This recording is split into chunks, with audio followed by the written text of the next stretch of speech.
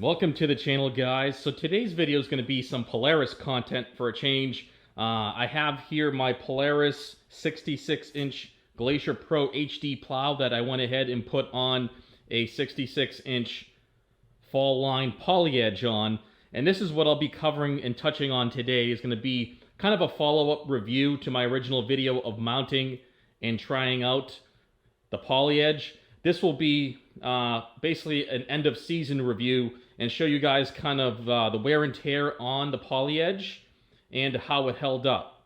So I'm going to get into that in just a moment. I want to touch on what's going on with the ATVs and kind of the next series of mods I plan on doing. As you can see here, this is my 2018 XP1000. I went ahead and did the 3-piece LED upgrade from Polaris. I have a video on that, and it's sitting on 28-inch Blackwater Evolution tires with ITP beadlock rims. So both of these machines, the 1000 and the 850 here, this is my girlfriend's machine, they have the high lift or 2-inch lift.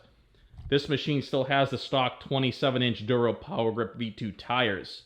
But it's got all the cool stuff like heated grips, heated thumb, hand guards. We hooked her machine up nice. And it's a really great machine. It has the arched A-arms and everything, 3,500-pound winch. Really, really nice machine that they put together in 2020 for the 850 Premium Trail. The next year's model, the 2021, they skimped out on a lot of stuff and charged more money and gave people less. So I feel that the 2020 850 Premium Trail was a huge package, value package altogether for the most part that they put together for the Premium Trail, especially if you got one of those. You really got a good deal because you got the great tires, you got the bigger winch, arched A-arms, cut and sewn seat, LED headlights for the low beam and high beam. I noticed that the beam pattern on this machine is different from the upgraded 3-piece kit that I put on my XP1000. There is a difference. Check out my video if you want to see that difference, but I'm not going to get into that right now. Let's see, what else? I plan on doing 1-inch wheel spacers all around on my machine here. So as it sits, this right now on the XP1000 is 52.5 wide and 50.5 in the front. Now that's because the ITP beadlocks have a 1-inch offset built into them. So as it sits, it's a pretty wide machine. It basically has fender flares with the side armor rails. So I get an extra like 2.5 inches on either side. I don't need fender flares. And pretty much this machine is killer. It really works great. I did notice that with my 28-inch tires, when I was riding 2 up, so I have my girlfriend in the back, and we're doing a lot of riding, and it rubs here on the metal bar, on the side armor, as you can see right there. And it kind of hits the plastics just a little bit right there on the corner. That's something I did notice, but it's only when I ride with someone in the back, not when I ride by myself. So with that being said, there is more stuff coming for the Polaris ATVs. I plan on doing, like I said, the wheel spacers, and I want to come up with a better solution to the 1.25-inch receiver hitch here when it comes to an attaching of the actual drawbar to the machine. I don't like the just the standard pin with clip. So I'm going to come up with a better solution for that works on the trail as well as just for normal ATVing and normal work on the property.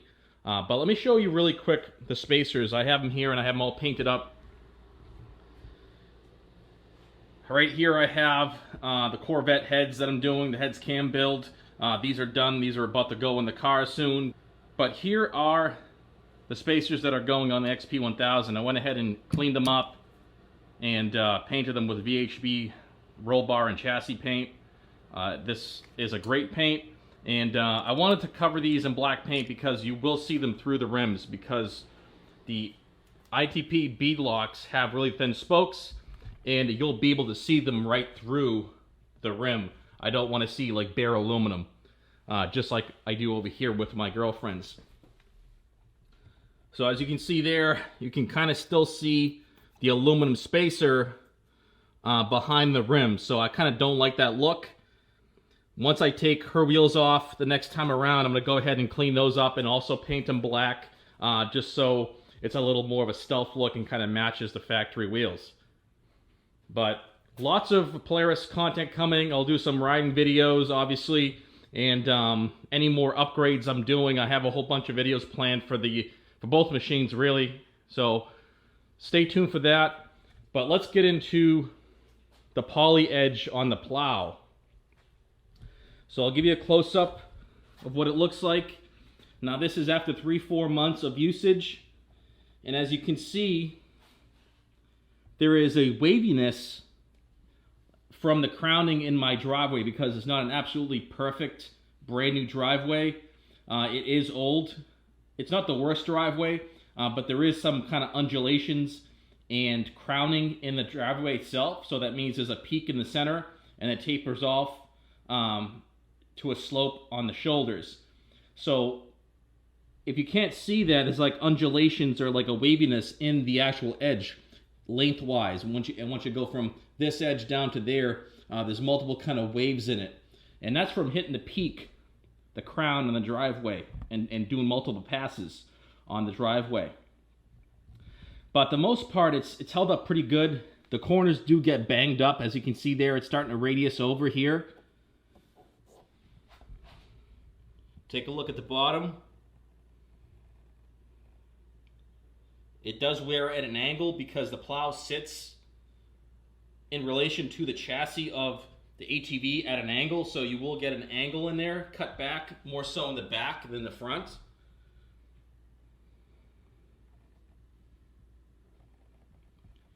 But not too bad. I mean, it probably wore off like a 1/4 inch within 3-4 months.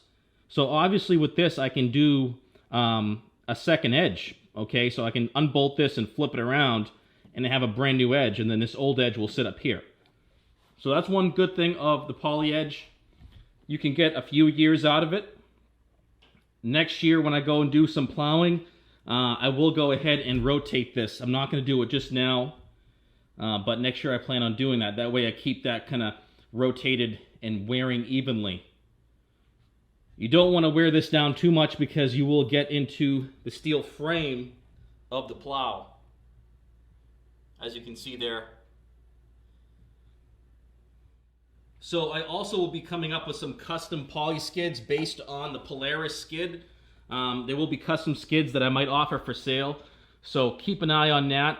I'm not sure if I'll be doing it anytime soon, but definitely by next season, snow season, I'll be doing a set of custom poly skids made out of the same material as the Plow edge. I'll just go ahead and cut these and modify them so they sit at the right angle, because as you can see there's an angle that gets ground into the skid shoe. So I'm going to match that and then attach a poly skid to it. Let's get a shot from the front. You can kind of see that undulation and that waviness that I'm talking about. That's just from doing multiple passes up and down the driveway. It's going to wear in that waviness into the Plow edge. Now, some of you guys might notice that it actually sits taller than having a steel one on there. So this is a steel Polaris wear bar or wear edge. Okay, this would normally just bolt down to this. But as you can see here, you gain like an inch, inch and a quarter from adding the poly edge, which is great. You know, it adds a little bit of height and gives you more capability. So on this side, same thing. It wears on the edge quite a bit. It hits the edges a lot, so you're going to get wear on the edge. They always do that. Even the steel one did the same thing. It would wear out towards the edge more on either side.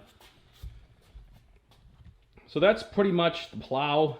I did put on these Plow markers, which come really handy. I really enjoyed using them this season. This is the first season I had them on, and I would say that these are kind of a great thing to have because it allows you to see where your Plow is at and how it's angled or oriented. So I also have this Polaris, the wind deflector or snow deflector whatever you call it. That is also a great addition. I have the electric hydraulic unit on this. This here I feel is a must when you have a plow on an ATV, because you do not want to be getting off and on the machine to adjust the angle in your plow. It just makes life a lot easier and your plowing a lot more efficient, and it'll just take less time. So moving along, this is how the plow mounts to the machine. I've had a couple people ask me how the actual plow attaches, and it's very simple. It has these latches here that are spring loaded, as you can see, attached to that lever, which this is the lock. You can pull this in, you get better kind of footing here. So when you pull this out, it releases those latches, and then it locks. Okay, this automatically happens when you go to lift this up. So you go pull this up onto the machine. You first want to mount it on here though, on the chassis of the frame. Then you hook up the winch here, pull it up, and then these will automatically spring load and lock into place into the chassis of the machine. It's very simple. Now, if anybody has issue with those coming undone and the plow falling off the machine, you have to adjust that bolt right there. There's a bolt right underneath here on the underside. You have to adjust that bolt so you adjust the throw on the teeth here, that latch. So that's how you fix that. I never had an issue. My plow never came off the machine because it was adjusted properly. But in order to lock this down to the machine, it's as simple as mounting it to the machine, pulling it up into place. I visually check that these teeth are sticking out of the frame on the top there. You can just look down and see it. So once those look like they're attached and fastened, you go down here and you push down on this red lever and it locks it into place. So in order to unlock, all you have to do is lift up and then pull out, which will release the teeth down there, as you can see, and then the plow will drop. I keep mine on a dolly. I put the dolly underneath the plow while it's lifted before I go and drop it. And then I can move this around the garage any which way I want, and it's very easy to do. Alright guys, so that covers the plow and the wear for the first season using the Poly Edge. Like I said, it was 3-4 months, and I had about a half a dozen snowfalls that I used the plow on. I also went ahead and took care of some of the snow with the snow blower, but the Poly Edge, I'm liking it. It leaves a nice clean path, and it's, you know, it does not do a lot of damage to the driver, which is really important to me. That Poly Edge is just a little more forgiving, and it's not going to beat up the pavement, especially if you have an asphalt driveway. So that's going to be it for the plow, but I will have more Polaris content coming. Like I said, the spacers on the XP1000 are going to look great. It's basically going to make it an S model, minus the long travel Walker Evans shocks, but it's going to give it a nice stance, give it a little more stability and a wider look. So I want to try that out, see how it performs. But it's going to come in handy, especially when I put on my other set of rims and tires, which are System 3 XM310s. They are 28-inch, and it's a 2-inch paddle tire, mud tire. So those rims, I believe I have the System 3 rims, bead locks on those as well. They don't have the offset. So that's the reason why I'm putting the spacers on, is to compensate for not having the offset.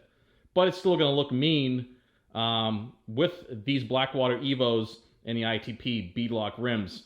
It's just going to make it 55 inches wide now, which is going to be great. So I can't wait to put those on soon.